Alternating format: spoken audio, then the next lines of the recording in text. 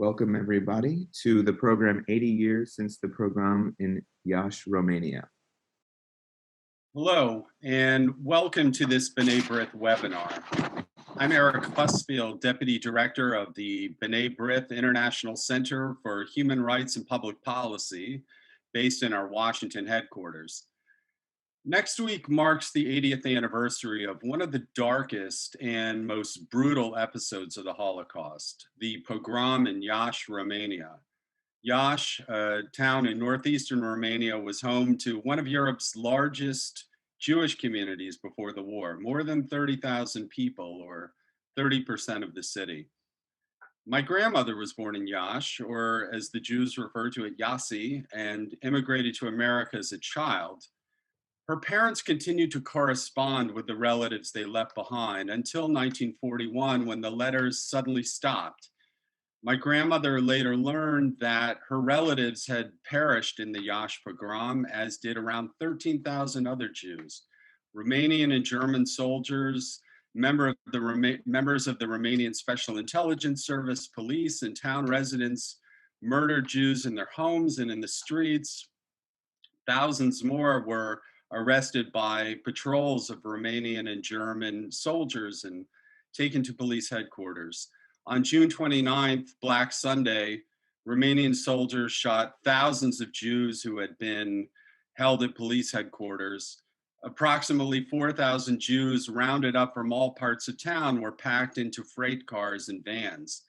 The death trains were sealed and driven back and forth between railway stations for 5 days, till thousands died of suffocation or thirst.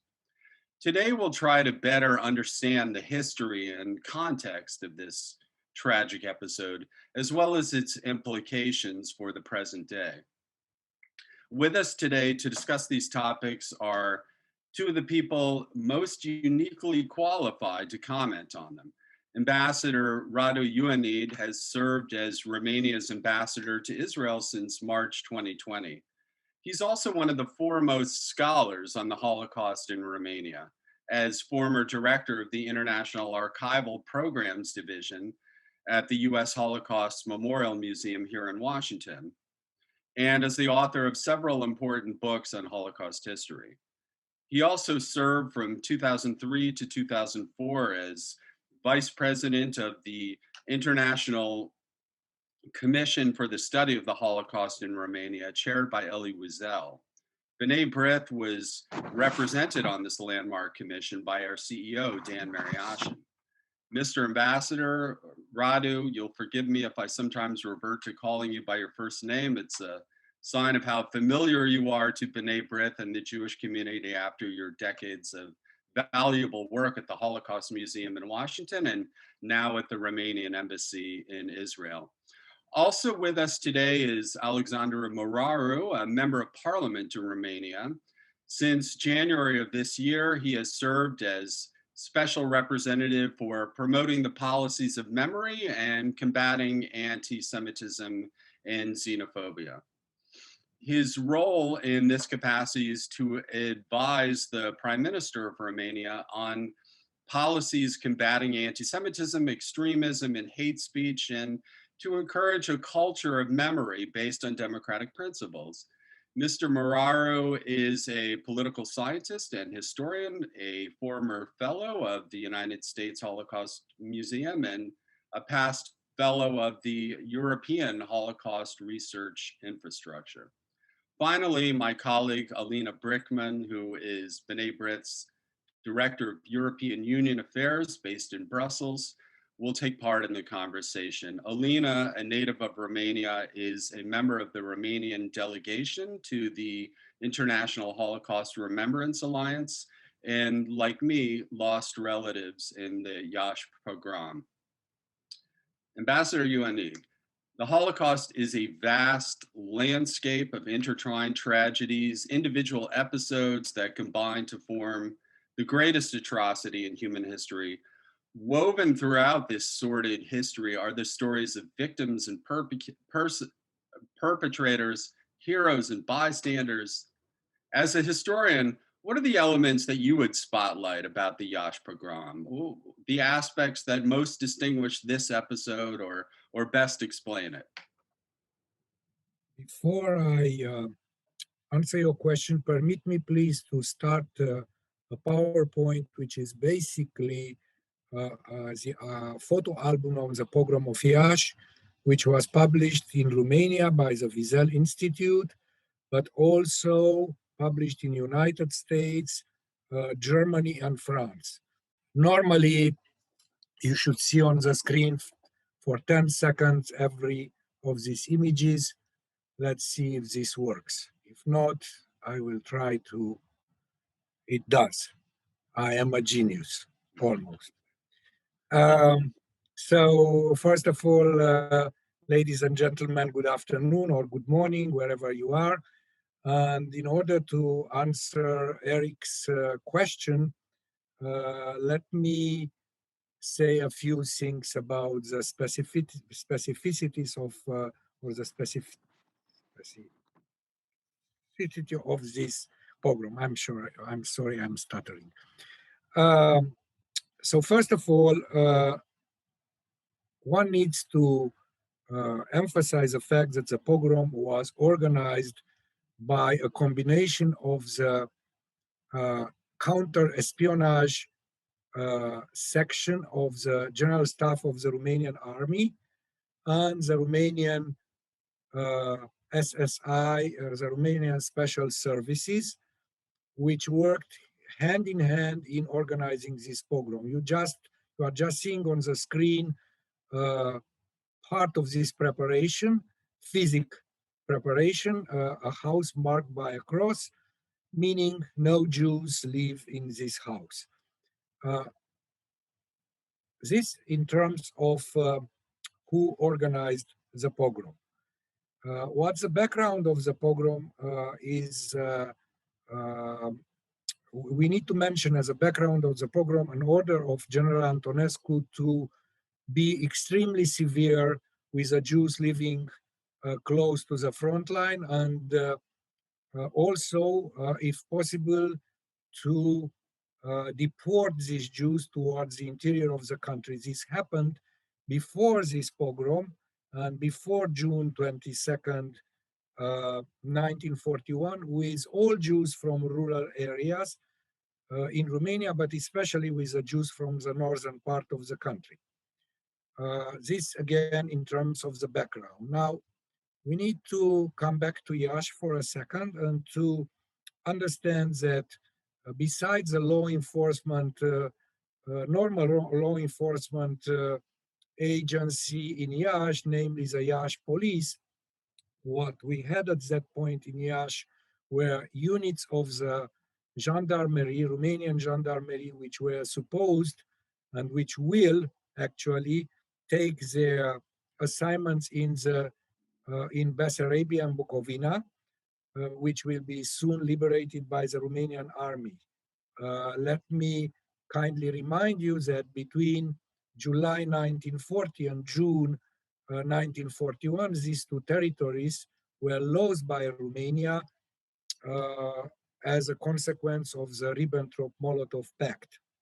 So we also have German units which are moving towards the front line, especially units of Organisation Tot, and of course Romanian military units which are also moving towards the front line. Again, in terms of the background, we need to mention the fact that during a few days which precedes the pogrom, the Soviet Air Force bombarded Iași, launched bombs on Iași, and dozens of citizens of Iași died. Who was at fault? Of course, according to the Romanian secret services, the Jews who allegedly made signals to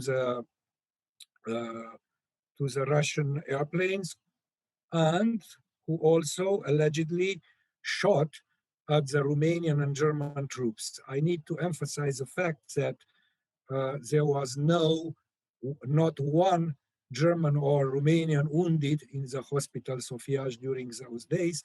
So this was clearly a provocation organized by the secret services, military and civilian, which I just mentioned.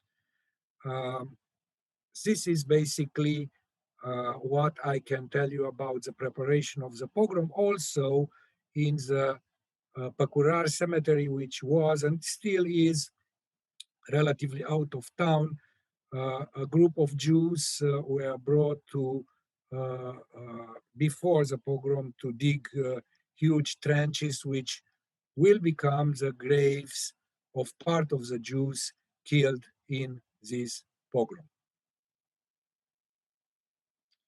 And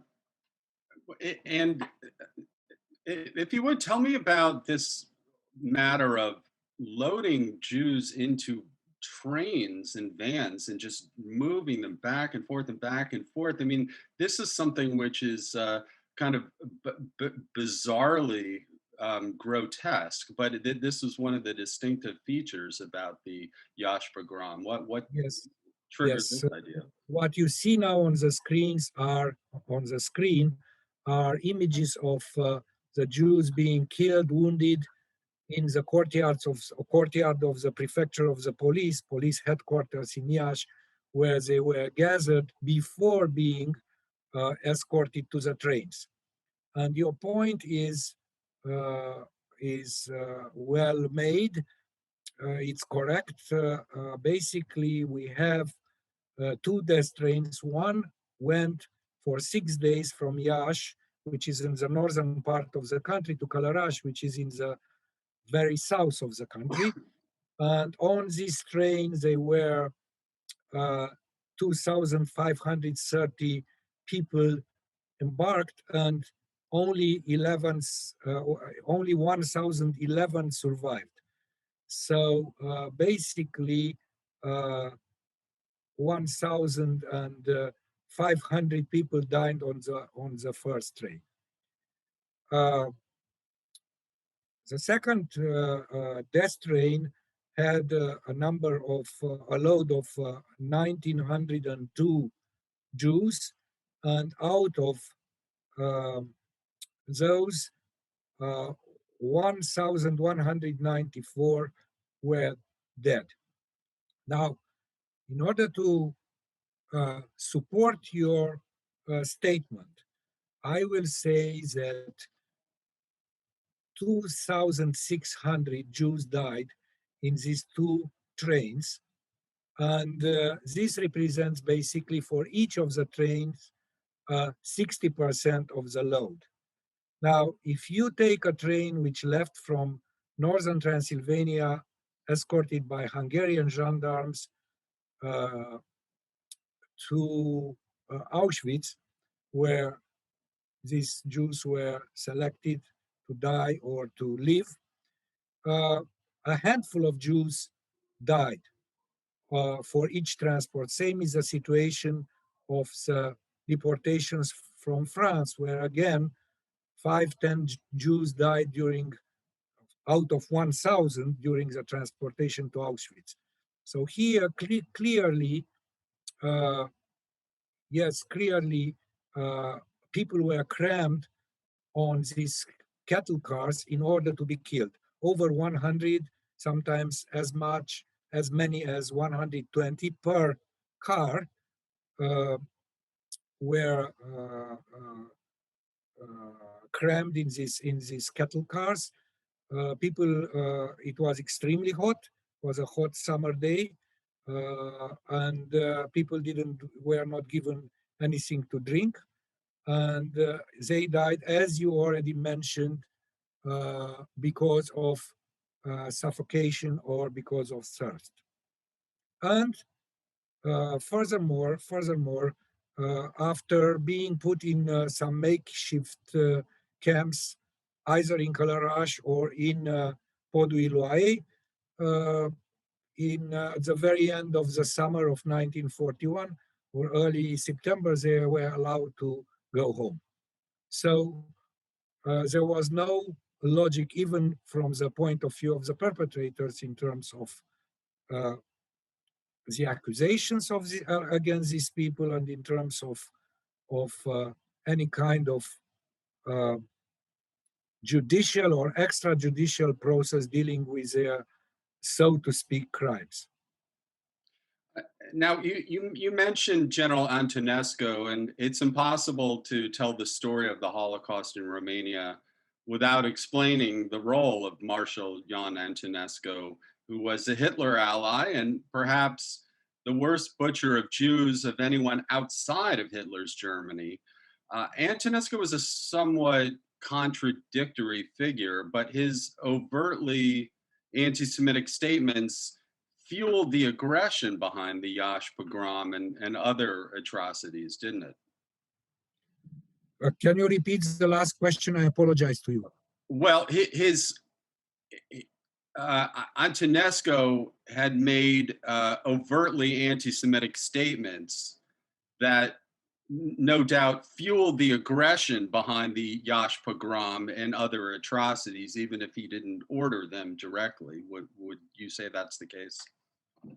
Well, you are partially right, but in the case of Iași, for example, if we don't have any kind of proof that Antonescu directly organized a pogrom, we do have documentary proof that he ordered the deportation of the Jews by train from Iași. So here is one of his direct involvements. But yes, his career as head of state is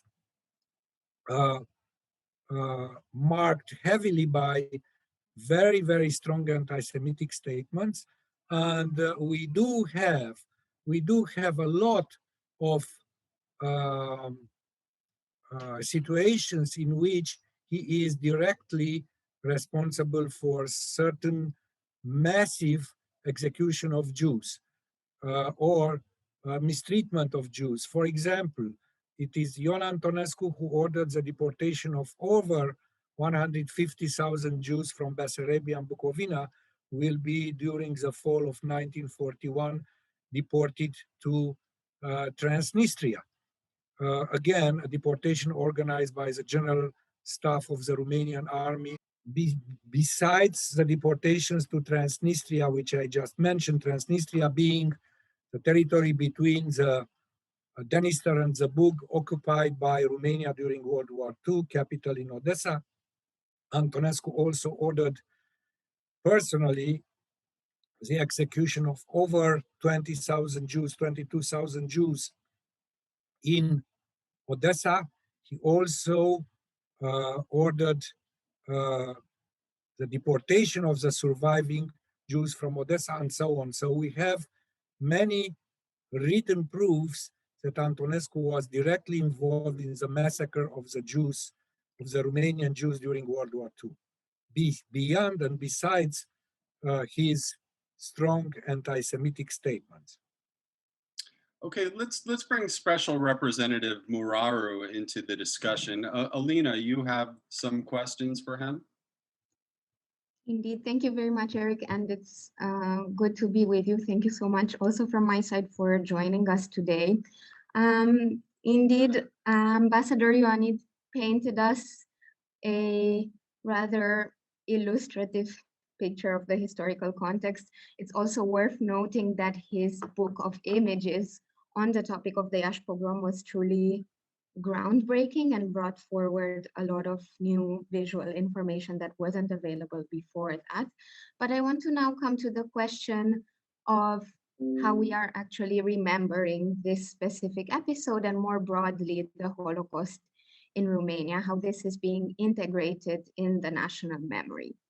The Wilcox Commission was mentioned at the beginning of the program, and that was really an important milestone because based on that commission's 2004 report, the government acknowledged the deliberate participation in the Holocaust by the Romanian regime at the time. But at the same time, it was merely a starting point in many ways.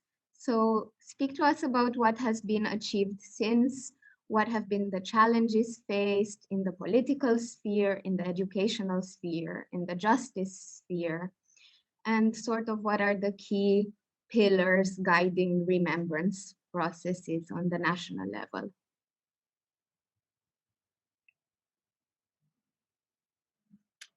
Thank you. Thank you. Thank you very much for the invitation. Thank you very much, Alina. Thank you very much, Mr. Postol, for your introduction. Thank you, Radu, for all your remarks, and thank you for you remembered us about how the important is the album that you published together with historian Alexandru Florian regarding the Iași pogrom, because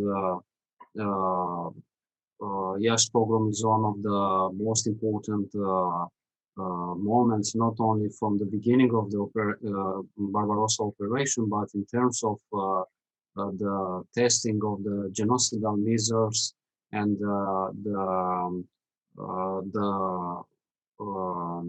the violence that had been applied to the Jewish population. I believe that is the most important and the well-known massacre from the, as Radu Ioanid used to say, that is the most important and the well-known massacre in Romania from the whole other massacres regarding the Jewish community. I want to, before to answer to your question, I want to mention that next week we will have a big commemoration in Iași, because this year we will commemorate 80 years from that moment. So we will have a traditional commemoration in the Jewish cemetery, but also with the participation of high-ranking officials as well, academics, journalists, ambassadors. Mr. Felix Klein, which is special envoy of the federal government of Germany, will participate. And also on the following day, on 30th of June, the Iași local authorities will inaugurate a memorial museum in the courtyard, which was a kind of headquarters of the Iași pogrom, dedicated to the victims, and also a museum dedicated to the Iași pogrom. And I have to say that this project was at the very beginning projected by Radu Ioanid with more than 10 years ago. Radu, in 2011 and 2012, Radu had this idea in order to create, not to put, because the former local authorities, they wanted to create a parking space in the courtyard, and Radu, me, Alexandru Florian, others insisted not to create a parking over there, but to create a memorial space dedicated forever for the victims. So, for the first time in the history, on Wednesday in Bucharest, the Parliament of Romania also will have a special session to commemorate the victims of the pogrom. So this is a real unique event. In the history of the Romanian Parliament, we had in the past special sessions dedicated to the Holocaust, but this is the first time when the Parliament decided to organize a special session dedicated to Iași program. And I believe that we have a moral duty to keep the memory about this event alive, and to acknowledge the suffering of the victims and of the survivors, and to commemorate it also for preventive and educative and educational purposes. Back into your question, I have to say that Holocaust remembrance in Romania is not in an advanced stage that it should be in a in a country like Romania, which comes second after Germany for the number of Holocaust victims. As you probably know, the reports that you mentioned here points out that Romania is responsible for the death of at least 270,000 Jewish, while some estimates at least 400,000. So I believe that Romania lost a lot of time in the process of dealing with the past, because it had not only 45 years of communist dictatorship, when commemoration of the Holocaust had not been organized, but also sadly discontinued for too many years after 1989, fall of the dictatorship. Before that, the official stance was one of the denial or minimalization, with no sense of guilt in the society.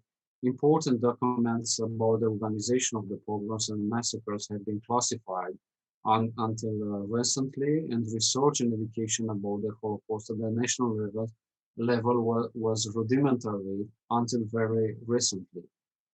So the first day of commemorating of the Holocaust was held only in 2004 in Romania. Still to this day, many small towns where mass crimes and deportations happened do not have commemorative events or memorials. In education, specifically during communist times, the Holocaust were for a long time a controversial topic, and there was a lack of knowledge about it. After 1989, for the first decade for the 90s, that came when teaching about the Holocaust was introduced in the curricula for all the older age groups, but focused on what others did. More recently, the optional Holocaust courses include good content resources, but the research and training of teachers remained problematic. I would say that overall, Holocaust in, education in Romania is still a recent phenomenon, with a lot of progresses still to be made. Dealing with the past in the political discourse and the justice system is a reflection of education about the Holocaust of the society. The awareness about anti-Semitism and fight against it will improve as education about Holocaust and about the danger of anti-Semitism and xenophobia improves.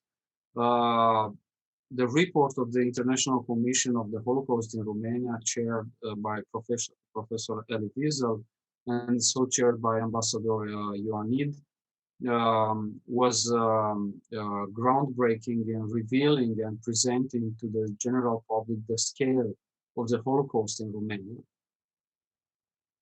and the responsibility of the state, while including valuable recommendations. Since there is a legal framework in place that sanctions as criminal acts Holocaust negation and distortions, the glorification of persons condemned for genocide and crimes against humanity, as well as anti-Semitism under the working definition adopted by IHRA in 2016 under the Romanian chairmanship of the organization. More progresses on the remembrance and dealing with the past will be made in the coming years with the opening of the Museum of the Romanian Jews and the Holocaust in Romania. And I believe that after almost 20 years after the report of the International Commission for Holocaust has been made, is the moment for the next level of the education and for legal framework for promoting the memory of the victims of the Holocaust and in the same time for fighting against anti-Semitism. Thank you. Thank you so much, MP Muraru. And I think it's very important that you are speaking critically about the progress that still needs to be made, that you're speaking honestly about the shortcomings and sort of the late arrival to the stage of better remembering the Holocaust. I think that is incredibly important. Thank you also for outlining some of the elements of progress. And I think it's important to contrast that with some of the recent more negative developments we've seen in Romania, much like in many places across Europe, resurgent nationalist movement. We've seen some attempts at rehabilitation of collaborators, on the floor of the Senate by certain niche fringe senators, but nevertheless, it was a shocking moment. You were one of the people who spoke vocally against these interventions.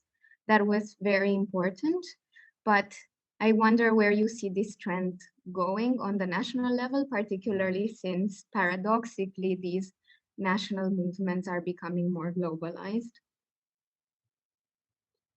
Yeah, thank you. Thank you for your question and for your remarks.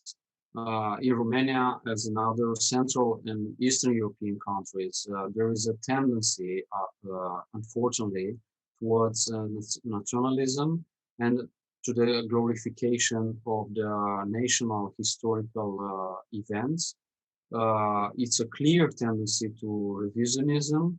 Many heroic stories from what is framed as a glorious past are and have been told to many generations of young people in the school and through public discourse. This way, when the framing history ignores or minimizes the dark episodes. There have been some cases of Holocaust denial and distortion by public persons. There are many streets named after historical personalities condemned for genocide or crimes against humanity. General Antonescu, Marshal Antonescu, who gave the express order for the Iași pogrom to be perpetrated, is still seen by some as a national hero. On the top of that, the current context of the health crisis caused by COVID-19 pandemic has led to a proliferation of conspiracy theories and anti-Semitism disseminated online and offline in Romania as in many other countries. Proliferation of hate speech online remains a problem on the open social platforms like Facebook and the comment sections of new portals. Unfortunately, several months into the pandemic, in December last year, an extremist political party has entered in the parliament and propagated xenophobic and nationalistic views. Unfortunately, it's the first time after the Romanian accession to EU after 2007, when extremist and neo-fascist party managed to receive more than almost 10% of the parliamentary seats, and this is something very dangerous and important. And I focus my discourse and my messages towards this situation, following unprecedented threats and anti-Semitic attacks via online correspondence directed towards members of the Jewish community in Bucharest in March this year. The Romanian Parliament, and I supported, and one of the members of the Parliament, which I spoke about this during that moment. The Romanian Parliament adopted by a majority of votes in March this year the statement of some anti-Semitic manifestations in Romania and the attempts to rehabilitate war criminals. And this statement is right now, it's an official document of the Romanian state, was published in in the official journal of Romania. Subsequently, the Romanian law enforcement authorities cooperated well and proved effective in the investigation and the solution of the case. In conclusion, the challenges are numerous, but the policymakers and law enforcement authorities are addressing them with a mix of preventive action, investigation, and sanctioning. I believe that my appointment in January this year as the special representative of the Romanian government for the promoting of policies of memory for fighting against anti-Semitism and xenophobia. Um, um, I believe that was an important moment and an important step. And with this occasion and with the occasion of launching of the national strategy, the first time in Romania was launched 1 month ago, the national strategy for fighting against anti-Semitism, radicalization, xenophobia, and hate speech.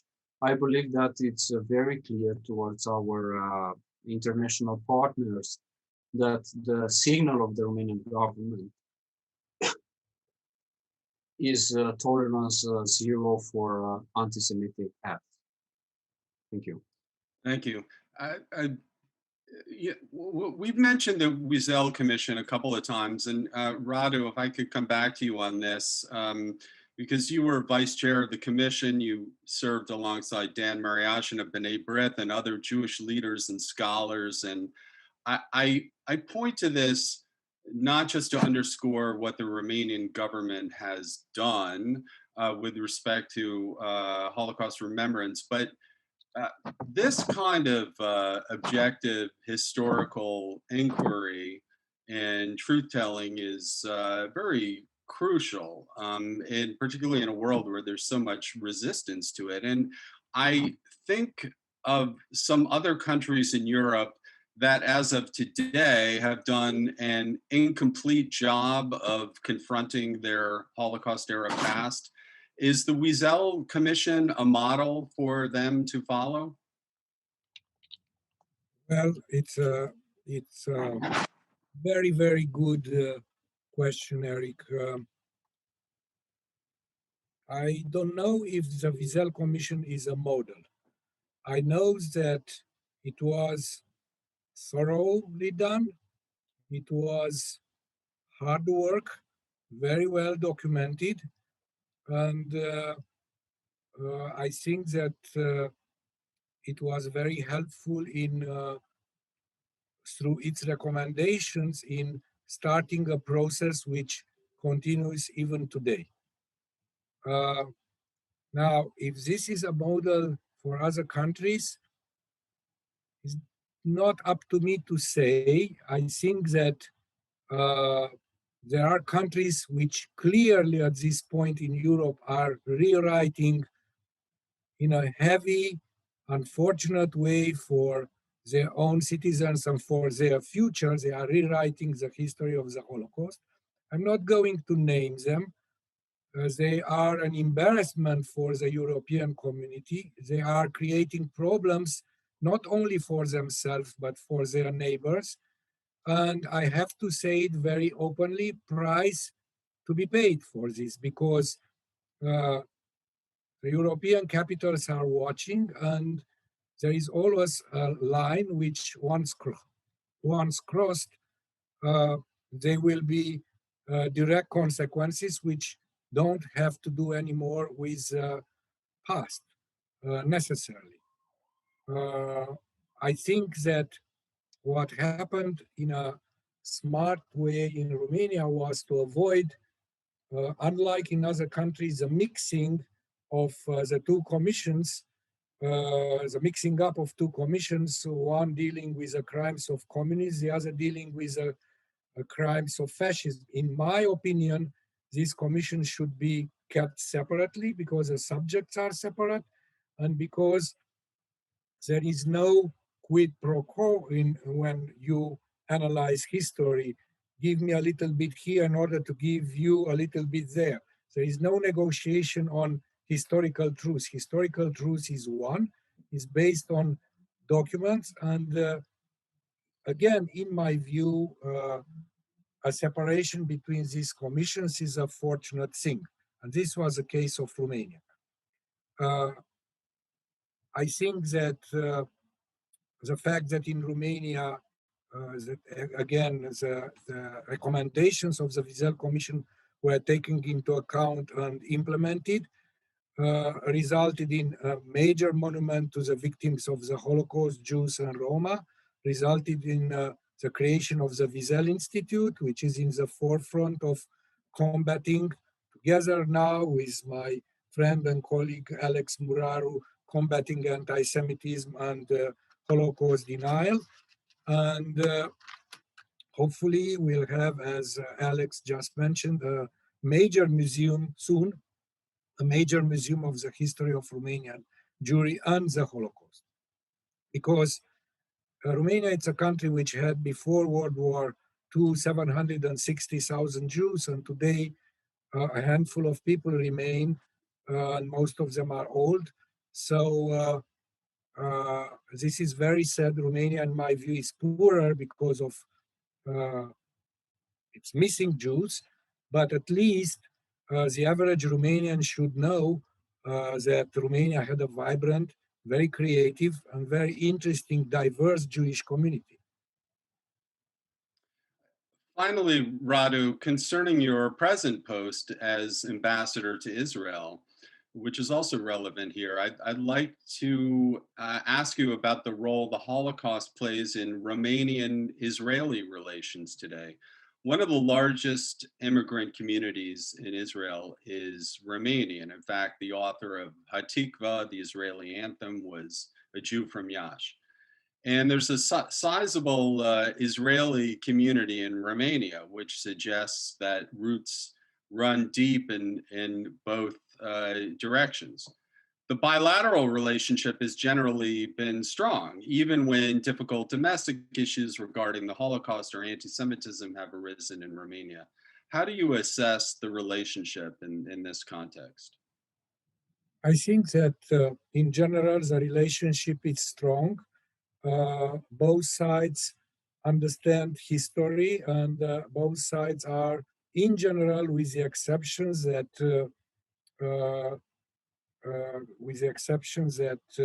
Alex Muraru mentioned, both sides understand the importance of this subject. On the Romanian side, I think that more effort should be done to speed up the implementation of this important project, namely the Museum of the History of Romanian Jewry and the Holocaust. And on the Israeli side, certain politicians should be careful in not encouraging certain countries which are, or certain political regimes in Europe which are rewriting the history of the Holocaust, because this is short-sighted and it will come back to haunt us all. So things are solid, things are good, but there is a lot of room for improvement on both sides. Well, so there is still work to be done, and on that note, we'll turn to the future, even as we're mindful on the past. It's mindful of the past. It's a very mournful anniversary that we'll be observing next week, and it weighs heavily on us. There's little we can say here to capture the enormity of the crimes, but we can resolve ourselves to learn, to remember, and to teach future generations about the past so that these events will not be repeated. This is what B'nai B'rith stands for with respect to Holocaust memory, and this is what we are all working toward. Thank you very much to our distinguished panelists, Ambassador Radu Ioanid and Special Representative Alexandru Muraru, for their thoughtful and very informative remarks on this difficult topic. Thanks also to my B'nai B'rith colleague, Alina Brickman in Brussels, and to our digital strategy director, Alex King, who produces these online programs. Please look for announcements about future events or visit our website at www.b'nai for more information about our work. Thank you all for joining us and take care. Thank you very much for having us. Thank you. Bye.